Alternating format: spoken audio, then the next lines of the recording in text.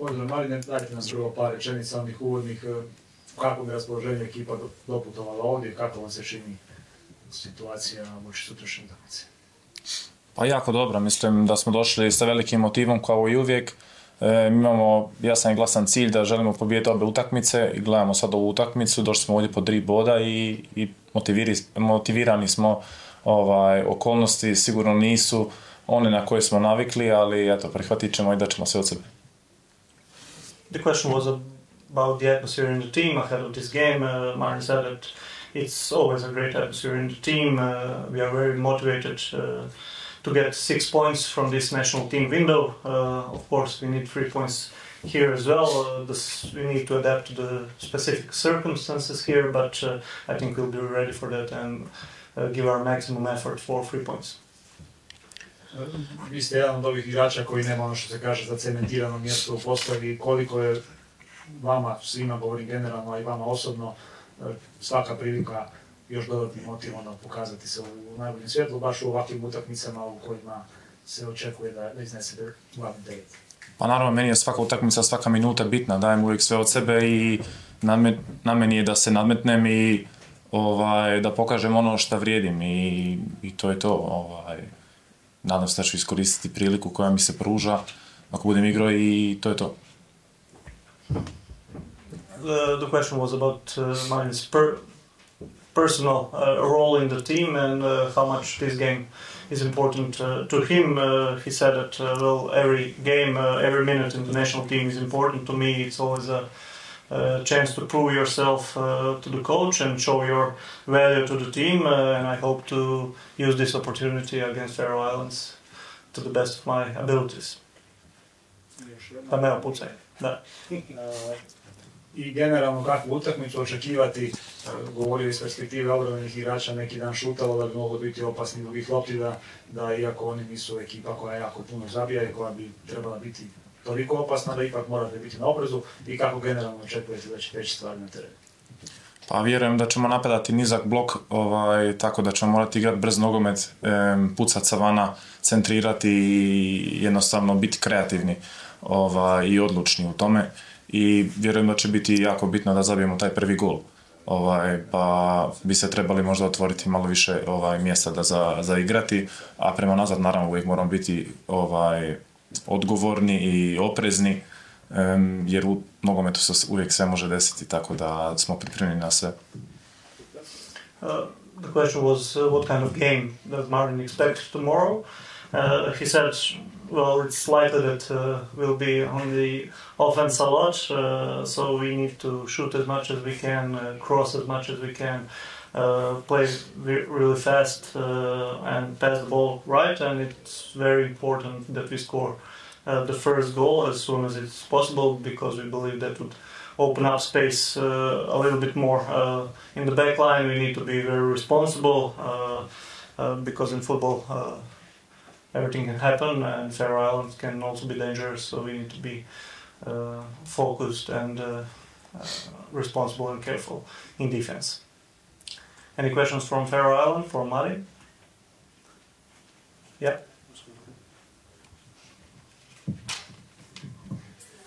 Do you have any experience or any knowledge of the Faroese team? And you said it will be like the circumstances are a bit different. Is that because of the artificial grass? I know your players don't like it. Na hrvatskom odgovor. Još nemam iskustva sa ekipama Farskih otoka i sa reprezentacijom još nisam imao iskustva. U okolnostima kad sam pričao, naravno da se radi o tom terenu, i da su najavili da može biti dosta vjetra. Da, to je to, sam odgovorio pitanje se. Yeah. I don't have experience yet with the Faroe Island team. I haven't played here before with the club or with the national team. And as for the circumstances, yes, artificial grass is a factor. Also, it could be windy here, so we need to adapt to that. Any other questions for Marin? No. If not, Marine, hvala ti lijepo. Thank you very much. Thank you. And we can start with the questions for Mr. Dalić. Dameo, hoćeš ti? Ako si. Pa malo sam u tehničkom. Okay. Radimo, pa ako mogu. Okay. questions for Mr. Dalić?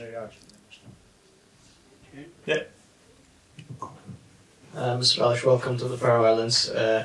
This is, of course, as you know, very small country, and I think in the last years, many people in the Faroe Islands have followed the Croatian team pretty much because, of course, you're a bigger nation and you've done very well, but not the biggest nation in world football, of course, in terms of population.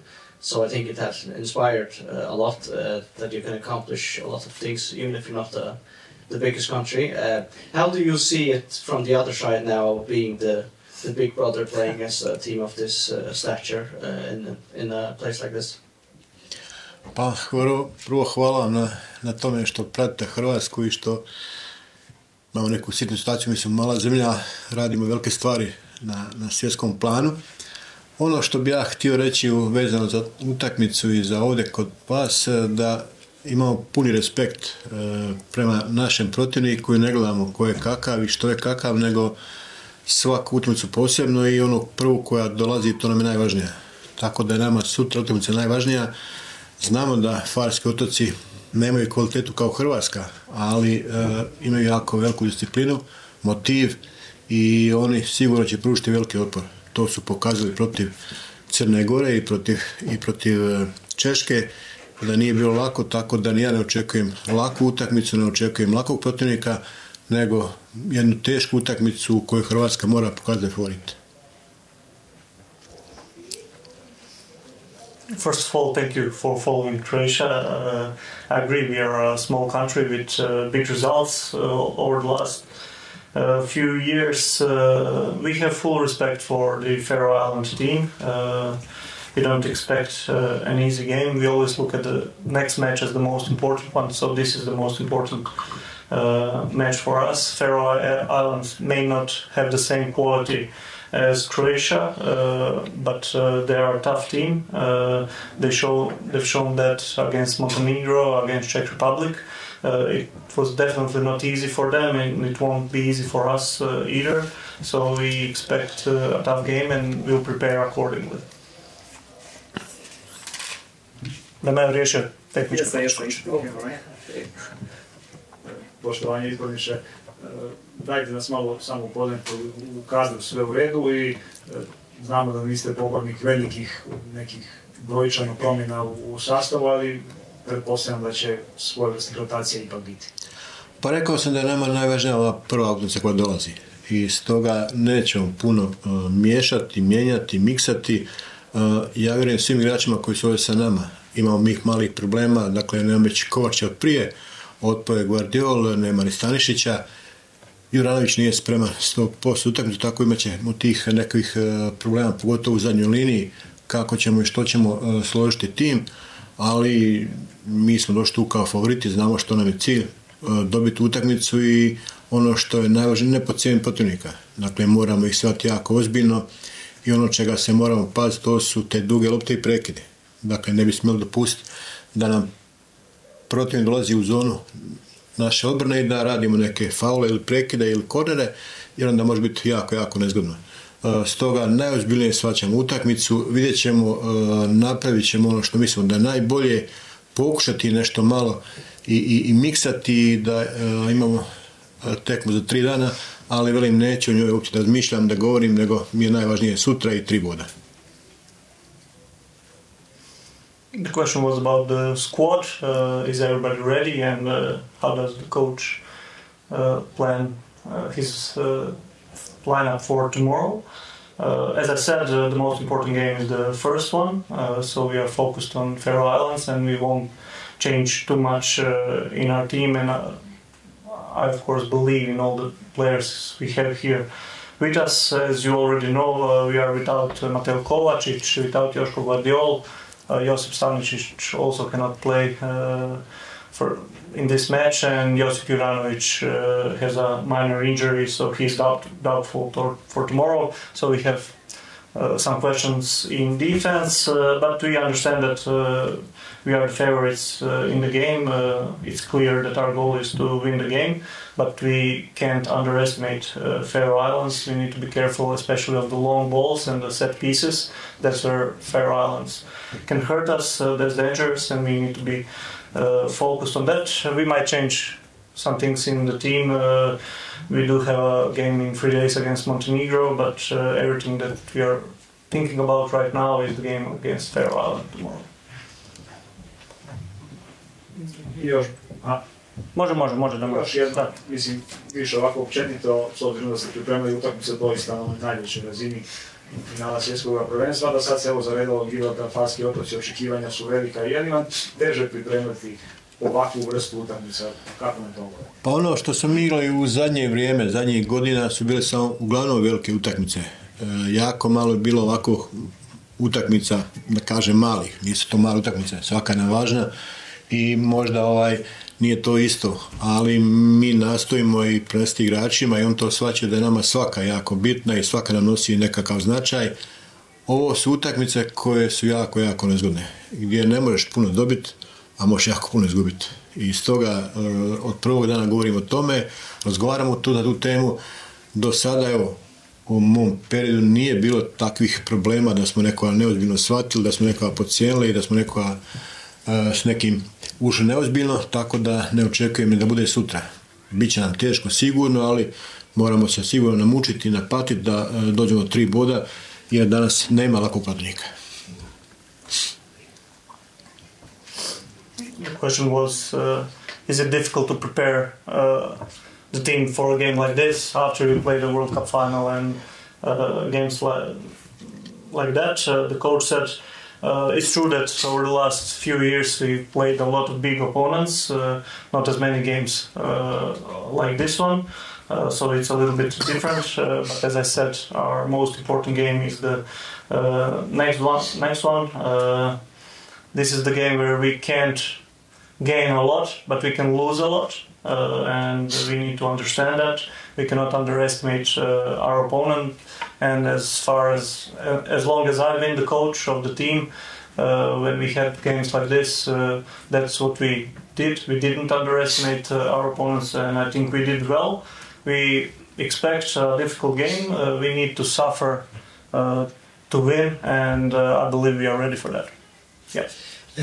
I have 2 questions. The first one is, I know you are probably going to be attacking a lot and the Faroese defending a lot, but is there a Faroese player you are especially, aware of, and can you accept a draw, for example, or is it very important for you to win tomorrow? Pa rekli smo da je nama najvažnije da mi sutra pobjedimo utakmicu i to 3 boda su najvažnija. Imaćemo sigurno mi puno loptu u nogama, puno posjeda, puno napada i morat ćemo biti jako oprezni i pokušati napraviti što prije dobar rezultat. Treba biti strpljivi.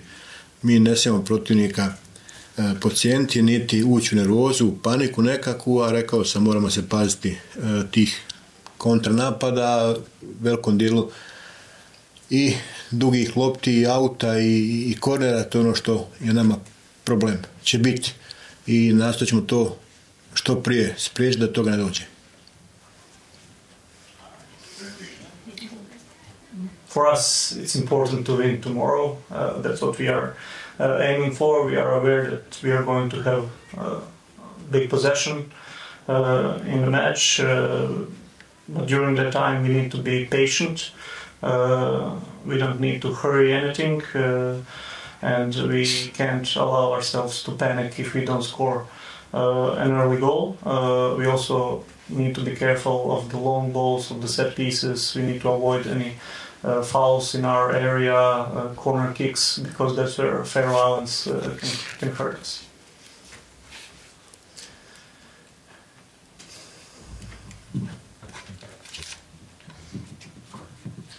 Hello, I'd just like to say the same as Agnar said in front here. Congratulations on fantastic achievements, and like everyone else, we've been following it. I have to say congratulations on that. One of the players who has been like your key players, of course, Luka Modric, and I know a lot of people are hoping to see him tomorrow. My first question is, will we see him play tomorrow? And number two, our coach, the national coach of the Faroe Islands, he said when he watched you play Gibraltar, is that every time they do something, you counter it with something else. So when they move their defense up, you play the ball behind. When they close down midfield, you play wide. Is that something you do specific against this team, or is that just something that the Croatian team is really good at? Hvala na vašim čestitkama. Vi ćete Luku sutra sigurno vidjeti. Znači Luka bude sigurno na terenu. Pa mi imamo tu našu raznovrsnost i ono što nas krasi kvalitetu, da se prilagodimo i protivniku, njegovom načinu igre. Ja očekujem sutra našega protivnika koji stajaće u formaciji vrlo plitko na svojoj polovici 5-4-1, bit će grupiran i mi ćemo morati imati i pokušati duge lopte preko zadnje linije i pokušati preko bokova, dakle na sve načine dok ne otvorimo protivnika i dok ne damo gol. To ono što mi težimo. Očekujem zaista jednu veliku borbu od našeg protivnika, disciplinu koju su pokazali do sada i naravno da će imati tu oni dosta toga i za reći u fazi obrane, ali ne smijemo dopustiti da nam izađu na našu polovicu, da nas ugroze. Bićemo strpljivi, tražit ćemo rješenja, a naši igrači imaju i ideje i kreacije da naprave ono što osjete u pravom trenutku tijekom utakmice u odnosu kako se protivnik postavio. Tako da evo, imamo mi raznolikost u našoj ekipi, tako da možemo očekivati sve te opcije o kojima ste vi govorili, o kojima je govorio izbornik protivnika. First of all, thank you for the kind words. We appreciate that, and you will surely see Luka tomorrow on the pitch. You spoke about versatility of our team. That's the quality that we have. We are able to adapt to everything that's going on on the pitch, and depending on our opponent, tomorrow we can expect a shallow formation from Faroe Island, probably 4-5-1. And we are ready for that. We'll have to try some balls behind the defense. We'll try attacking on the wings as well. But as I said, it's important for us to be patient and look for the best solution at the right time. On the other hand, as I said, we expect a very disciplined team, a team that fights for each other. They've shown that in previous games. But we have players with really good creativity, with an idea and knowledge on how to play in certain moments of the match. They recognize that and they are able to play off each other in that regard. No more questions. Coach, hvala lijepo. Thank you very much. Thank you. Thank you.